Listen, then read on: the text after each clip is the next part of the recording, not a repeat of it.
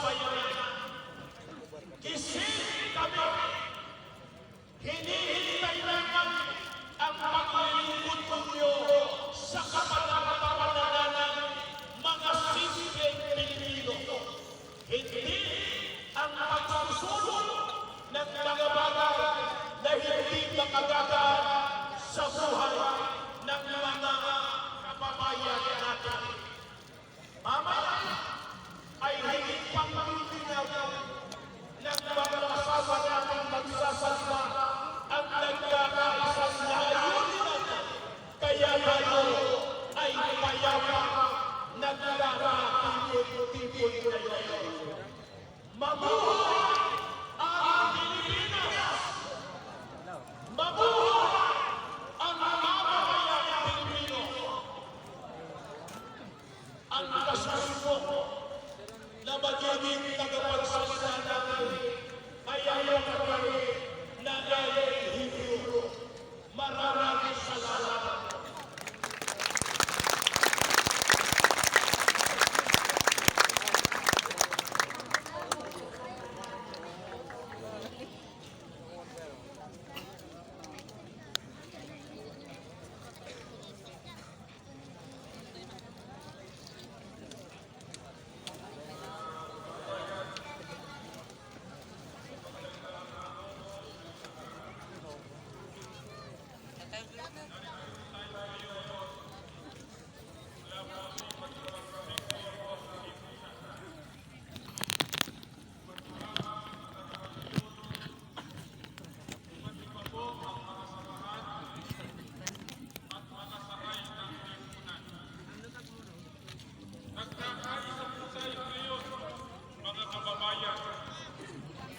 Para po isagawa ang isang mapayapang pagkilos.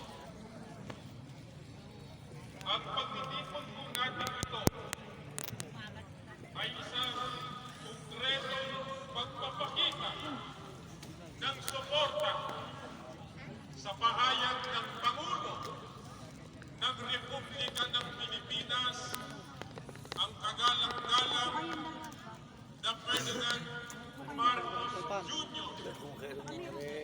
na hindi po siya sumasasayon sa isinusulong na impeachment laban po sa pangalawang Pangulo ng ating bansa, Sara Duterte.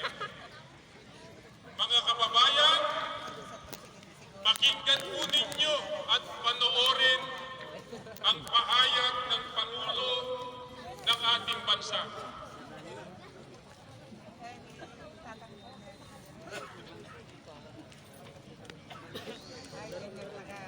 This is not important.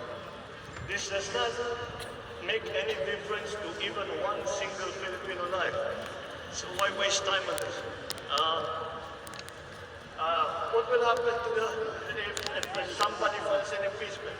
It will tie down the House, it will tie down the Senate, it will just take up for nothing. For what? For nothing. For nothing. None of this will help improve a single Filipino life. As far as I'm concerned, it's a storm in a teacup. Mga kababayan, narinig po ninyo at napanood ang pahayag ng ating Pangulo. Naniniwala po kami na ang pagiging ito ay para po sa kapakanan ng bansa at ng sambayanang Pilipino. Ang ganito po posisyon ay hindi lamang po nagpapakita ng malasakit, kundi po ng malinaw na pag-unawa sa mga tunay na pangangailangan ng ating bayan. Ano po ang sabi ng Pangulong Bongbong Marcos tungkol po sa planong impeachment ng ilang samahan laban po sa pangalawang Pangulo? Ang sabi niya po kung natatandaan, wala po itong pagtutulog para mapagmulan ang buhay ng kahit Lawagan. Sang-ayon po ba tayo sa pahayag na ito ng Pangulo? Ano sagot niyo? Tama po ang sinabing ito ng Pangulo ng ating bansa. Bakit po? Sapagkat mas marami po ang mas makakalagang bagay ang dapat po na pagtuunan ng pansin. Ang impeachment po ay hindi lamang pag-aaksaya ng panahon at lang po ito sa pagtugon sa mga pangunahing problema ng ating bansa.